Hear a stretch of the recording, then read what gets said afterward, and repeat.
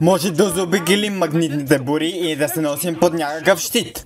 Опитан и провален преди 102 години. Ами ако сложим на кораба автопилот и водейки се от древна звездна карта, също опитано и провалено преди 57 години, когато звездолян е следван за пръв път. Но ние нямаме създанието звездолян. Трябва да помисли за нещо друго. Интергалактически златен медалист. Да, виждам я. Много съм зет. Какво има? Трябва да върнете Барби. Знам, че не следва правилата идеално, но инстинктите й са прави. Защо защитаваш? Ти си шампион. Тя не ти е равна.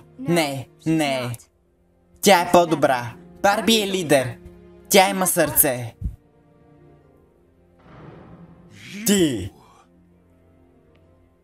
Барби от Параден. Искам да се извиня, че поставих мисията в риск. Осъзнах, че съм направила грешка. Предполагам, че поставих и всички в опасност. Но няма да се извиня, че сторих каквото чувствах за правилно. Беше грешно да караме на сила звездолян да ни помогне, когато всичко, което трябваше да направим е да попитаме. Да питаме? Той е диво животно, няма просто да отида и да питам. Опитай се да го кажете на него.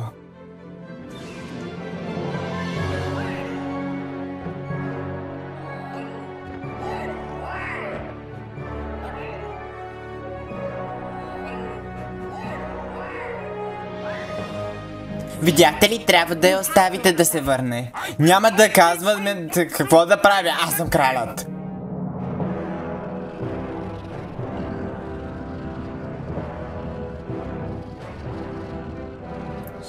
Добре.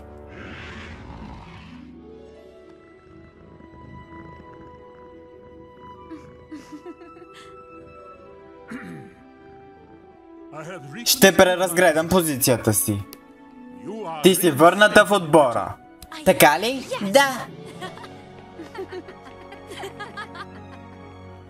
Още едно нещо. Барби е лидер на отбора сега. Да, хубаво. Сега вън от очите ми. Трябва да кажем на отбора, че се връщаш. Хубав розов кичок, между другото. Върна се. Просто не беше същото без теб, Барби. Много се радваме, че се върна. Благодаря, хора. Значи утре е големия ден. Някой друг да е малко ужасен? Не искам да съм този, който казва нещо, но да, без напрежение, нали? Като нощта преди да вземат златото на слънчевите игри. Не ми казвай, летя много бързо, за да подгряваш за победата. Не, бях будна цяла нощ. Бях много оплашена да не се проваля, но нямах на кого да кажа. Имаш сега. Откриех китара и ще свиря за приятелите си, но си мисля, че Барби ще е по-добра. Ще ни свириш ли песен? Да! Добре, това ще е чудесно. Когато бях малко момиче, майка ми пееше тази песен, когато бях оплашена. Пази я в този медальон.